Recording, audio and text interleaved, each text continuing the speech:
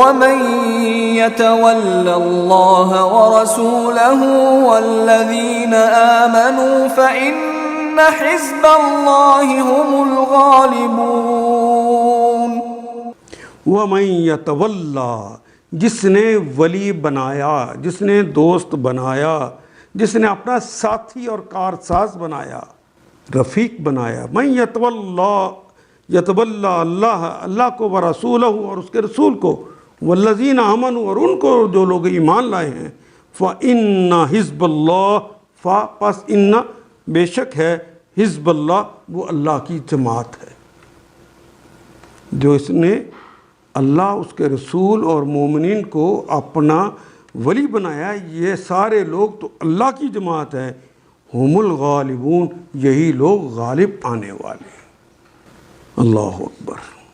تمہارے رفیق تو حقیقت میں صرف اللہ اور اللہ کا رسول اور اہل ایمان ہیں، جو نماز قائم کرتے ہیں، زکوٰۃ دیتے ہیں اور اللہ کے آگے جھکنے والے ہیں، اور اللہ اور اس کے رسول اور اہل ایمان کو اپنا رفیق بنا لے، اسے معلوم ہو کہ اللہ کی جماعت ہی غالب آنے والی ہے۔ دنیا میں دو ہی حزب ہوتی ہیں، ایک کا نام حزب اللہ ہے، ایک کا نام حزب الشیطان ہے۔ اپنا نام کہاں لکھوانا ہے اللہ نے کھول کھول کے بتا دیا ہے۔ اپنا نام دوڑ کے لکھوا لو، فاستبقوا الخیرات، لوگو دوڑ دو، جلدی کر لو، اپنا نام ادھر سے کٹوا کے نیکی والوں خانے میں حزب اللہ میں لکھوا لو، کیونکہ یا تو حزب اللہ ہے یا حزب الشیطان، تیسری درمیان میں کوئی اور جماعت ہوتی نہیں۔ منافقین جو ہوتے ہیں وہ اپنے آپ کو نیوٹرل جو کہتے ہیں، وہ بھی حزب شیطان میں ہوتے ہیں، کیونکہ ان کی صلاحیتیں نیکی کے پلڑے میں نہیں پڑ رہی ہوتی۔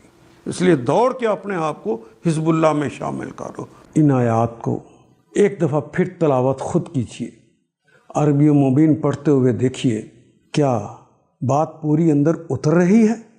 کیا یہ اردو کے سانچے میں ڈھلتی گئی ہیں عبارتیں؟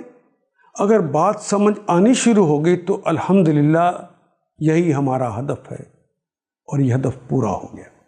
اللہ میرا اور آپ کا حامی و ناصر۔ الف لام